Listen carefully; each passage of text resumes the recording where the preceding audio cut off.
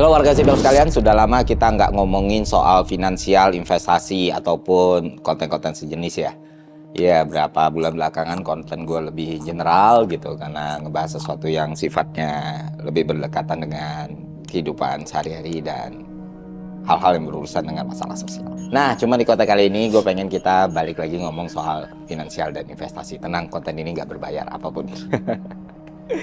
Dan yang bakal gue bahas itu sesuatu yang sangat-sangat fundamental buat kebutuhan umat manusia. Apalagi kalau bukan hunian, rumah, ataupun properti. I need you more than ever. You wasn't there for me. I'm waiting for you in our bed till you came home at 3. Kalau kita belajar ekonomi waktu SD ya, 3 kebutuhan primer kan papan, pangan, sandang gitu. Ya, makanan, pakaian, sama rumah. Nah, oke, kalau untuk makanan dan pakaian itu kayaknya udah clear lah ya. Nggak mungkin kita nggak pakai baju dalam menjalani kehidupan sehari-hari, atau nggak mungkin kita nggak makan gitu. Jadi ya di kelas sosial manapun jelas mau nggak mau 2 kebutuhan ini terpenuhi. Tapi kalau untuk rumah ini persoalannya berbeda cuy. Ya nggak sih? Apalagi untuk teman-teman yang baru mulai bekerja, baru mulai mau berumah tangga, baru mulai berkeluarga, rumah itu mungkin jadi salah satu concern yang paling pertama dan paling utama gitu. Nah, belakangan narasi soal rumah itu kalau kita lihat Twitter, Instagram, TikTok, para influencer ya kan, itu sering sekali mengatakan bahwa udah nggak ada untungnya untuk beli properti ataupun rumah.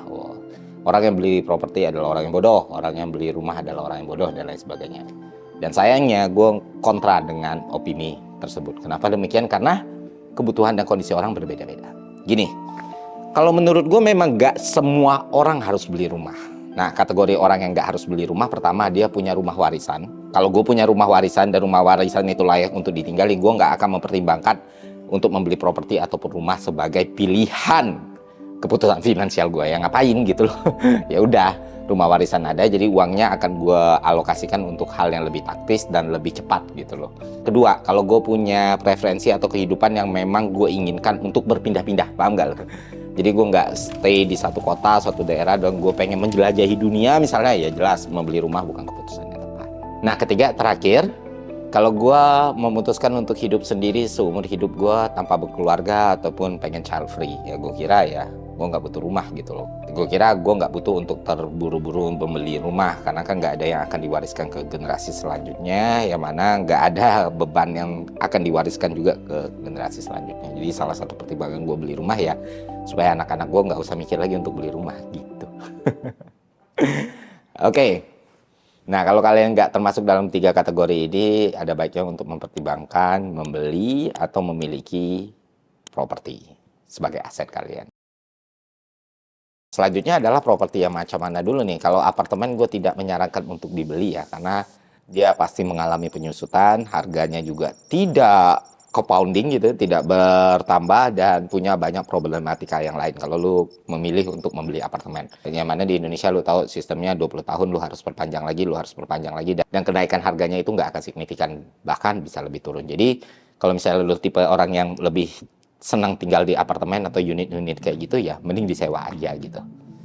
Jadi kalau untuk membeli properti ya sebaiknya rumah yang napak di tanah. Dan untuk membeli rumahnya juga tergantung mau rumah baru atau rumah bekas. Mana pilihan yang terbaik antara membeli rumah baru yang dibuat di klaster, komplek, atau residence, atau membeli rumah bekas dari orang lain, maka jelas gue akan memilih rumah bekas. Kenapa demikian? Mari kita bahas satu persatu.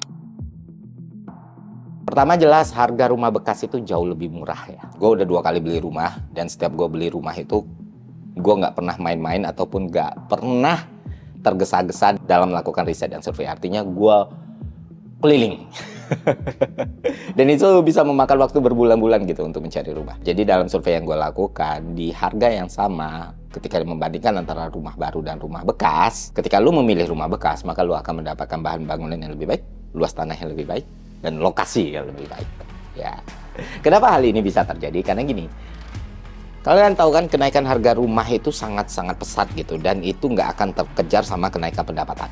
dan bisa melampaui inflasi gitu. Rumah gue yang sempat pernah gue bahas, yang pertama kali gue beli itu tahun 2015 520 di daerah yang sama dalam waktu 3 tahun itu pasarannya udah 1 M ke atas. Ya, secepat itu harga rumah gitu. Ini kan bagus untuk pasar properti sebenarnya, apalagi untuk orang yang jualan properti. Kenaikan ini jelas terlihat seperti ladang cuan yang menggiurkan gitu. Tapi jangan salah, kalau kita telisik lebih dalam, nggak sesederhana itu dan nggak segampang itu ketika lu berbisnis properti atau berbisnis real estate, membangun rumah-rumah baru. Kenapa demikian? Karena kenaikan yang ini nih, harga yang sudah nggak masuk akal ini, kalau terlampau naik, maka sales itu akan sulit dilakukan. Kenapa demikian? Karena di beberapa range harga tertentu, harga rumah itu bubble. Artinya ketika lu ngeliat rumah harga 3M ke atas, itu transaksinya akan jauh berbeda ketika lu bandingkan dengan rumah yang mungkin dinilai antara 500 sampai 1M.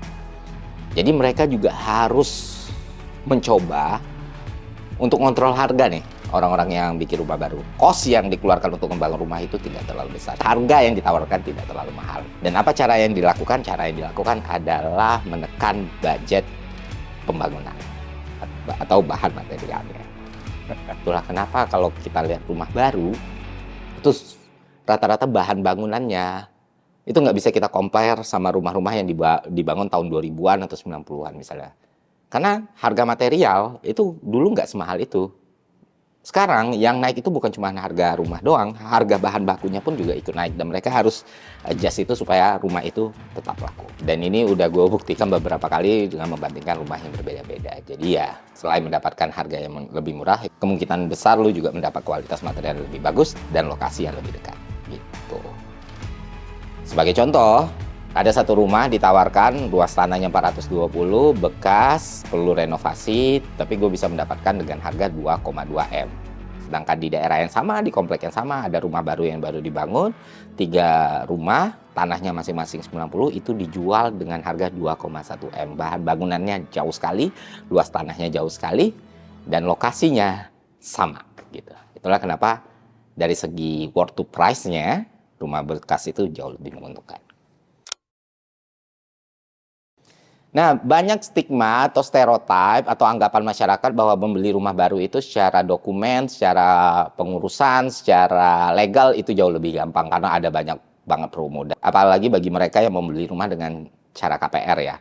Kalau kita lihat aturan kan kalau rumah baru itu DP bisa 20%, sedangkan kalau rumah bekas itu minimal DP-nya 30%. Itulah yang membuat orang tergiur untuk membeli rumah baru di sebuah klaster yang baru atau membeli rumah baru di wilayah yang sebenarnya belum dibangun. Karena ketidakpahaman soal ini, soal ngurus dokumennya, soal ngurus kreditnya, ngurus perbankannya, dan lain sebagainya. Padahal ini stereotip yang keliru. Mengurus dokumen pembelian rumah bekas, faktanya itu jauh lebih menyenangkan, jauh lebih mudah, dan jauh lebih punya fleksibilitas ketimbang lu beli rumah yang baru. Kenapa demikian? Karena urusan lu adalah sama penjual dan sama bank. Sedangkan kalau lu beli rumah baru, urusan lu sama developer, yang mana developer sudah punya aturan sendiri dan sebagian besar mencari kompensasi tersendiri. Paham kan maksud gua? Gitu. Dan ketika lu udah berurusan langsung dengan bank, maka fleksibilitas itu jauh lebih banyak. Oke, dalam aturan minimal DP transaksi lu 30%. Tapi kan lu punya akses nih sama penjualnya. Lu juga punya akses sama perbankannya. Paham kan maksud gue? Nah, sedangkan di rumah baru yang nggak bisa, lu tetap harus ngasih 20% itu. Gitu. Waktu ngurus-ngurus pajaknya pun, pajak penjualan, pajak pembelian, itu sebenarnya bukan hal yang sulit. Lu tinggal diskusi sama penjual, kalian nentuin harganya, terus kalian buat, terus ya hitung dari situ gitu. Yang pasti lu harus lihat aturan perpajakannya soal pajak penjualan dan pajak pembeli. Itu berbeda loh mekanismenya. Urusan appraisalnya, banyak orang yang menyangka kalau rumah bekas itu nilai appraisalnya tidak tinggi sehingga plafonnya juga bakal turun. Ya nggak segitu striknya sebenarnya. Jangan pernah kemakan stigma kalau rumah bekas itu sulit ngurusnya. Gitu. Untuk desain sendiri sebenarnya yang paling ideal kan kalau tanah kosong ya kita bisa bangun dari awal. Cuman kalau gue kemarin, nih gue beli rumah ini nih, bentuknya, layoutnya awalnya nggak sama tuh. Gue sangat nggak suka dan gue ngerasa sangat suram gitu. Dan akhirnya gue renovasi.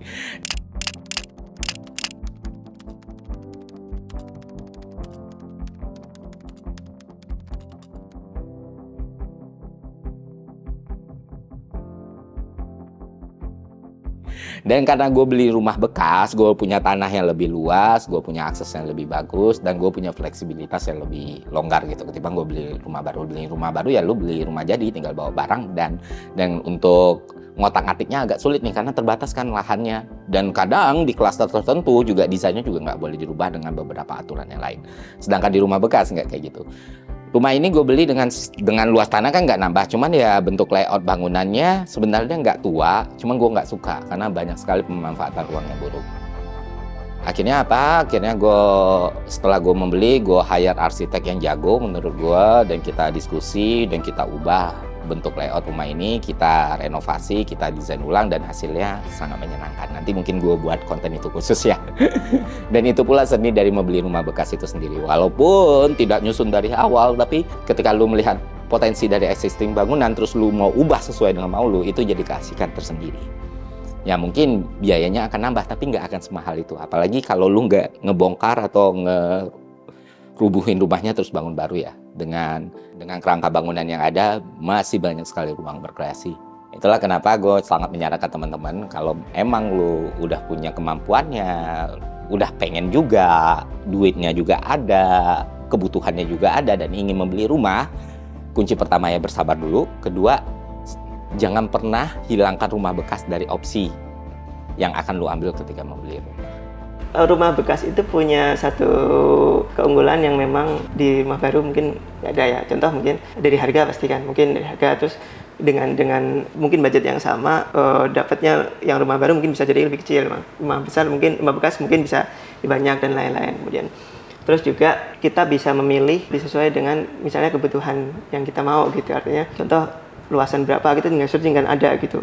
Dan itu terkait luasan ya, terkait program juga gitu. Kalau arsitek ditanya pasti serau mungkin tanah kosong itu bisa.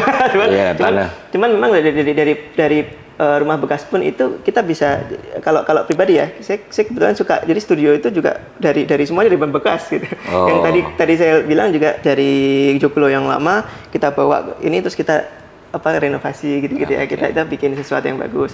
Terus genteng dari rumah klien, kadang tuh sisa bekas tuh kita jadikan studio gitu. Jadi selain dari tadi benefit mungkin dari segi yang kita dapatkan, lahan, luasan dan lain-lain, mungkin kalau pribadi ya artinya ada keasikan tersendiri gitu. Jadi bagaimana menciptakan sebuah transisi yang tadinya gini menjadi gini gitu kan. Before after. Iya, before after, artinya kok awalnya gini bisa jadi gini. Nah, itu kepuasan tersendiri lah. Cuman memang ya tantangannya tinggal bagaimana kita mengetahui seberapa parah atau ini rumah itu gitu. Jadi perlu ada pendamping mungkin kalau untuk membeli rumah bekas ya. Ada nggak rumah bekas yang emang bener-bener nggak bisa diapa-apain gitu Mas? Maksudnya rumah layak ya, secara desain, bukan rumah yang udah hancur atau apa. Menurut Mas Tegar, ada nggak sih rumah yang nggak bisa dibikin bagus? Nggak bisa dibikin bagus, nggak.